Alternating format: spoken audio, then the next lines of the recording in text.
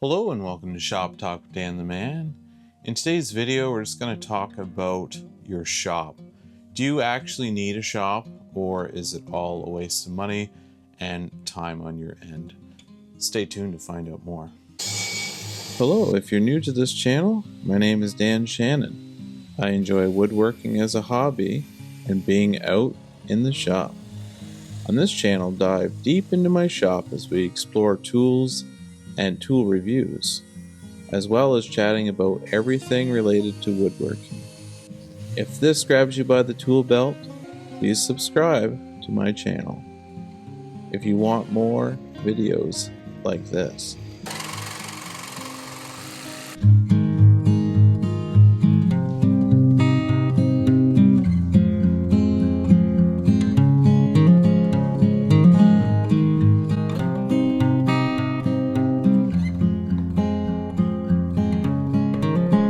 Hello and welcome to Shop Talk with Dan the Man. If you're new here, welcome. If you're returning, thanks for dropping back in. Today's video, I'm just going to do a little bit different of a format. I just wanted to chat with you about something I've been thinking about for a little while, and that is your shop. Do you need a shop? Yes or no? The answer is actually both. And I just need to unpack that a little bit when it comes to your shop and whether you need one. The first reason for not needing a shop is if you're starting off woodworking. So for years, my first home that I owned, I did not have a shop. I actually had a closet. So every time I had a tool, I would store this in the closet. So for example, I got a drill set and I needed that for around the house. So when I wasn't using it, I had a closet. It was actually under the stairwell.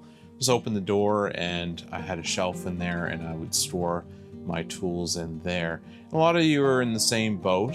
You either just purchased a house, or you have an apartment, or maybe you're even living at your parents' house or a bit younger and you don't have a means for storage. Well, that shouldn't stop you for getting out and being creative with tools and starting off your carpentry / woodworking part of your life or chapter of your life. So the other reason no would be the case is if maybe you do some scroll work.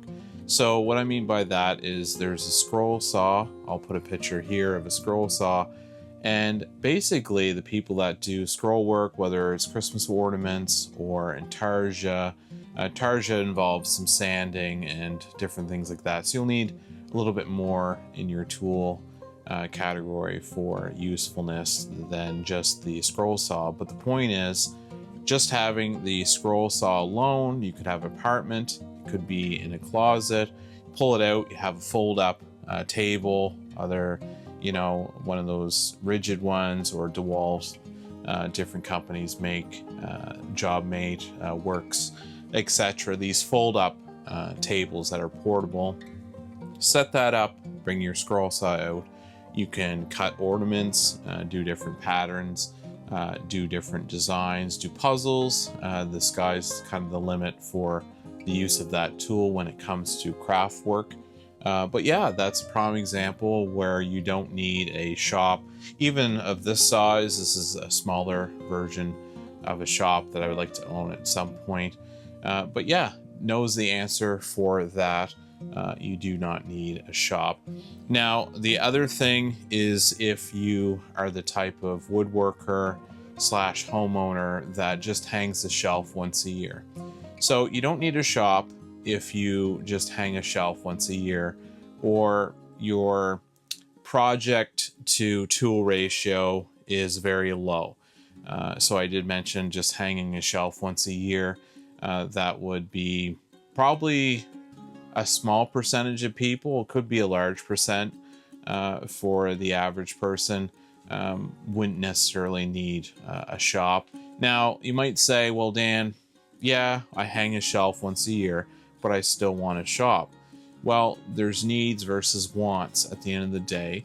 And we'll get into, budget later on in this conversation. But basically, it has to kind of your needs outweighs your wants. For example, if you can look behind me, there's lots of cordless tools, lots of corded tools, different products in behind. And in order to house that, you need space. So I couldn't actually fit all this. I technically could at my old place in the closet, but they would be in Tupperware bins.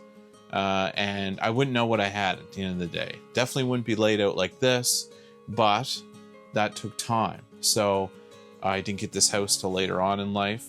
So you have to think stages. So you start off with no workshop, and then you get to a point in life where you do need a workshop, or you're able to financially provide a workshop for yourself. So that would be the other instance where no would be the case, back to my original point, hanging a shelf once a year. Now, on the yes side of this, would you need a shop? If you want to own multiple tools. So a lot of times, if you're doing smaller projects, we mentioned the scroll saw, you don't need a large area. You can just have a bench. But once you get into table saw, a planer, a drill press, router table, cabinet to store all your screwdrivers, drill press, like sliding miter, I could name off pretty much every tool out there. But the point is, as you grow your inventory of tools and as you expand, you will need a shop to house that. Because let's face it, before, when I had even, not as many tools as this, but a decent amount, I had to be a little bit more inventive with my structure. So I did have a sort of workshop, if you will. It was outside. I had to drag all my tools out, set it all up, do the project that I was working on, tear it all down, bring it all back in the house, store it all. It was a big pain, but it still got me into woodworking. It still got me into projects. It was a bit more tedious, more time consuming, but at the end of the day, like I say, no matter how big or how small your shop is, just get out and enjoy it. The other yes is if you want to keep your mess quarantined, if you will. So tools make sawdust. We call it men's pixie dust, or men's glitter, if you will. There's a bunch of different ways to word that, but basically it's sawdust is the key issue. So a shop like this, I have it outside the house. So my house is a separate dwelling, the shop is its own building. So I can fill this whole place with sawdust and not have any issues with it being tracked, other than on my person, on my shirt, my pants, but I usually dust myself off because my wife, obviously, and myself, I don't want sawdust all through the house. So I can keep the mess here. So that's another big bonus of having a shop, is if you're doing a project and I have, say, a shelf, it's all glued up, all clamped together, all in the shop, I can shut the door, go into the house, leave it as it is in the state that it's in, let it cure, let it dry, and then come back at a later date, whenever that is. A couple days later, it doesn't really matter. It's not part of the house. Now, if the shop was in your house or outside your house, that's a little different. You do have to worry about dust issues. My dad actually has a shop in the basement, and he does have it sealed off quite well, but I mean, dust can go anywhere and it can fill your house. So pros and cons to having a shop in different locations. But like I say, this is away from my house. So that would be a yes, keeping the dust, keeping the debris in a different location. So that would be a reason for owning a shop. And the other reason, to be honest, to own a shop for a lot of people is actually, their budget. So if you buy a house, it does not have a rec room or any side room. Say you had a 5-bedroom house and you had 4 kids, you got 1 room left over, you could convert that into a workshop. If not, you have to look around at your property. Is there enough space? Do you own enough land? How big of a shop would you want to own? So for me in my life, I had to do a lot of this in stages, financially, and, different seasons, different chapters. I was younger, didn't have the money, I didn't own anything. So had a couple drills, did a few projects here and there. And then it kind of went from that further into the future. Got a house, budget allowed for fixing up a structure. So this never had any of this that you see today. It was just studs on a slab. I brought it around. I installed insulation, vapor barrier, electrical, brought it up to what you see today. So budget, that's another reason many people don't either have a shop or can't invest in one. But I encourage you to take baby steps. Nothing happens overnight unless you have tons of money and you have someone just to drop all that money on a shop.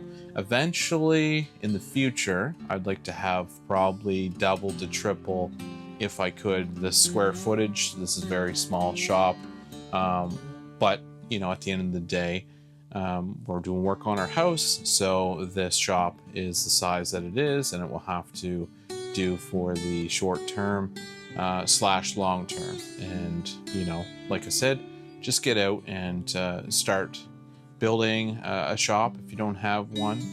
And like I said, with these things that I've been going over, what category do you fall in? Depending on your setup or scenario and what you have to work with.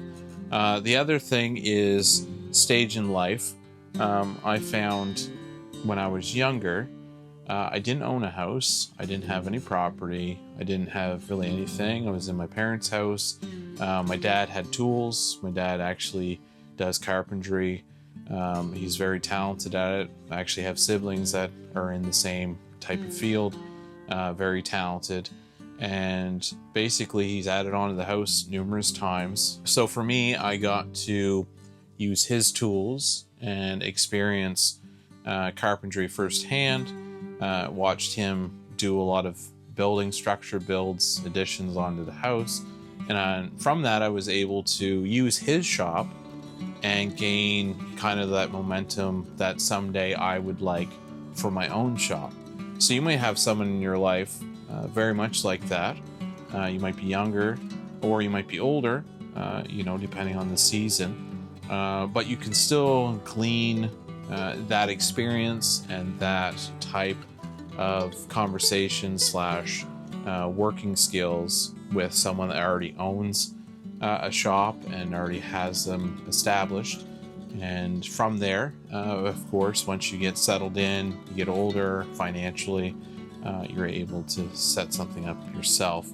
And basically, at the end of the day, if you're not, I would caution you, if you're not sure if woodworking is something for you, I would recommend not investing in a huge garage and filling it with tools, because you might not enjoy it. So for me, it was great that I could start off small, build my inventory. All that you see behind me definitely didn't happen overnight. It was through gifts, Christmas, birthday, things, bonuses at work, overtime, etc. Because there's a lot of money tied up in a shop and in tools. So gradual. Basically, it was gradual to the point where I was able to set up my shop fully. And you can always grow, you can always expand, you can always get better. But yeah, just basically taste it to see whether you like it. Don't waste all your money, and start off small and slowly grow yourself to the point where you can have a shop. And another thing to note, while I'm kind of on the conversation of your shop, it never hurts that you have a home or it could even be your parents' home for that matter. But a lot of times you'll look at a project. So recently I was working on a project, and it's my kids' tree house. I'll actually put a little video up here, a link for that. But I was working on that, and I needed a couple tools to help with the construction of that. So what's handy for lots of men out there, I can speak to with your wife, it's like, well, if I want to do this project, and this project, I'll need A, B, and C for tools.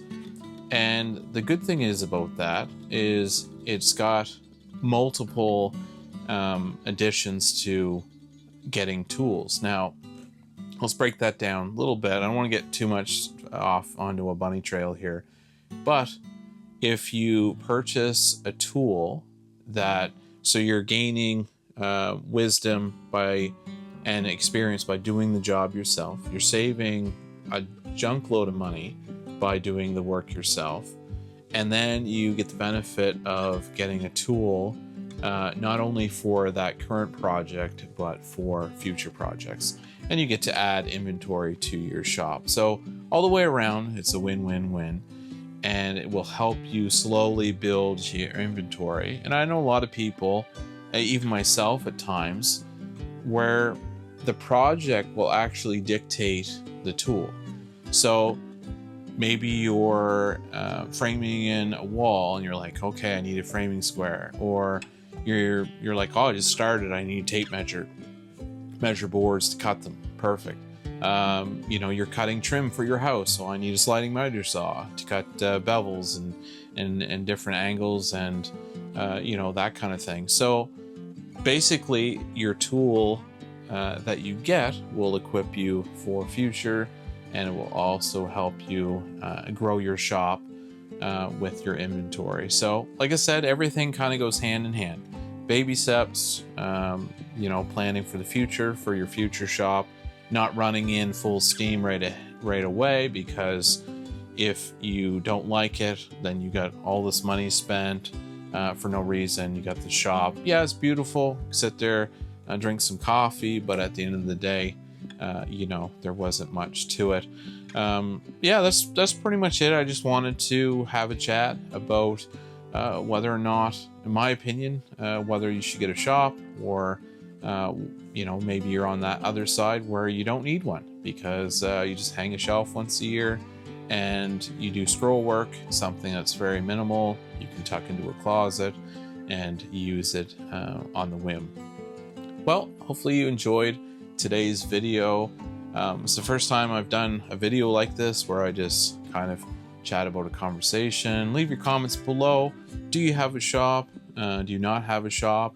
And maybe some reasons, why you think some of the stuff I said wasn't correct in your mind, or maybe something you disagree with, or maybe something I didn't think about that other people could benefit from. So yeah, just leave those comments below. And if you're not part of the Shop Talk family, we'd love to have you on board. So please click on that subscribe button down below. And as always, give me a thumbs up. This will help this content get shown to more people on YouTube. So yeah, thanks for watching, and have yourself a great day, and I'll see you on the next one.